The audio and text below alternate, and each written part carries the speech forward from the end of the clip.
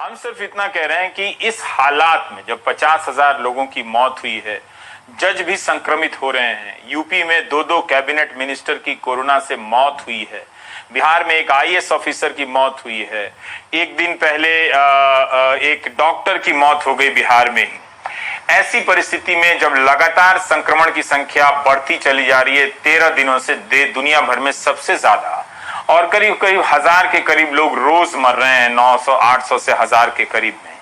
ऐसे में अगर आप कहें कि 25 लाख जो विद्यार्थी हैं जो नीट और जेईई की परीक्षा देते हैं, वो अपने अपने घरों से निकलकर परीक्षा केंद्रों पर जाएं, अपने माता पिता के साथ जाएं, जाहिर उनकी उम्र कम है तो किसी को साथ लेकर जाएंगे, वहां पर भीड़ जमा हो तो क्या उन्हें संक्रमण का खतरा नहीं है?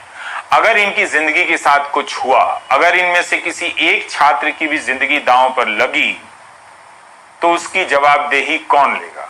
क्यों नहीं सरकार ने ही अदालत में जाने से पहले इस मामले को अपने स्तर पर देखा और एक फैसला लिया होता? पर अभी तक आप देखिए कि यूजीसी के मामले में भी फैसला नहीं आया है।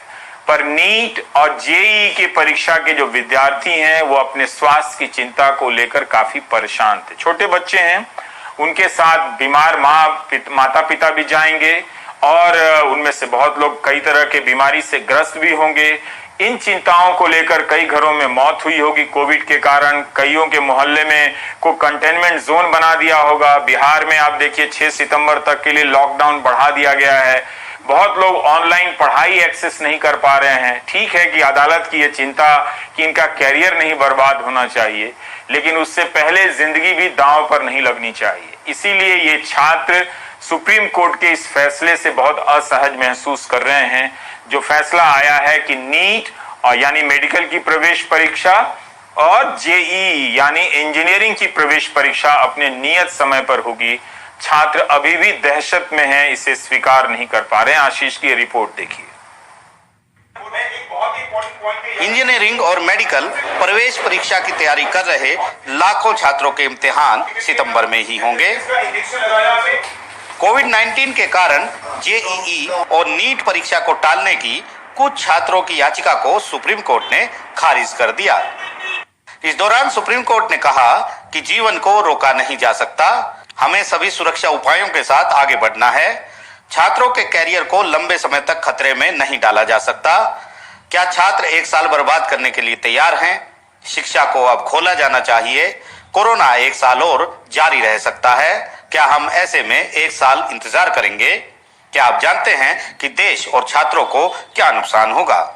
वहीं राष्ट्रीय परीक्षण एजेंसी ने भी इसका विरोध किया। जेईई मेन परीक्षा 1 से 6 सितंबर तक होगी और 13 सितंबर को नीट। दोनों में करीब 25 लाख छात्र बैठेंगे। छात्र शीर्ष अदालत के आदेश से खुश नहीं हैं। इस मामले में तो सुप्रीम कोर्ट ने अपना फैसला सुना दिया, लेकिन एक और अहम मसला है जिस पर मंगलवार को सुनवाई होनी है, और ये मसला है डिग्री कोर्सेज में फाइनल ईयर की परीक्षा का। एक तरफ देश भर से सुप्रीम कोर्ट में याचिकाएं आई हैं कि फाइनल ईयर की परीक्षाओं को रद्द किया जाए, लेकिन यूजीसी ने इसका विरोध किया है और कहा है कि अगर परीक्षा नहीं होगी तो डिग्री भी नहीं मिलेगी। नई दिल्ली से आशीष भार्गव, एनडीटीवी इंडिया। तो अगर यूजीसी, अगर परीक्षा कराने वाली संस्थाएं इस जिद पर अड़ी हैं, तो उन्हें कम से कम ऐसा पैमाना बताकर दिखाना चाहिए कि जिससे देर की दूरी का पालन भी हो, परीक्षा केंद्रों के बाहर भीड़ ना हो और आने जाने की यात्राओं के दौरान भी छात्र संक्रमित ना हो। अगर इतनी बड़ी आबादी यात्रा करने लगेगी, अगर परीक्षा केंद्र दूसरे शहरों में पड़ते होंगे, तो चिंताओं का एक नया तूफान उमड़ पड़ेगा। खैर, लेकिन अब कोर्ट का फैसला आ गया है तो ये परीक्षा अपने नियत समय पर ही होंगे। अभी भी सरकार अपने स्तर पर विचार कर सकती है, लेकिन इसका स्कोप नहीं है, क्योंकि सरकार लगातार अदालत के सामने यही दलील देती रही कि वो परीक्षा कराएगी, यही छात्रों के हित में है। लेकिन बहुत बड़ी संख्या में छात्र इसे दूसरे नजरिए से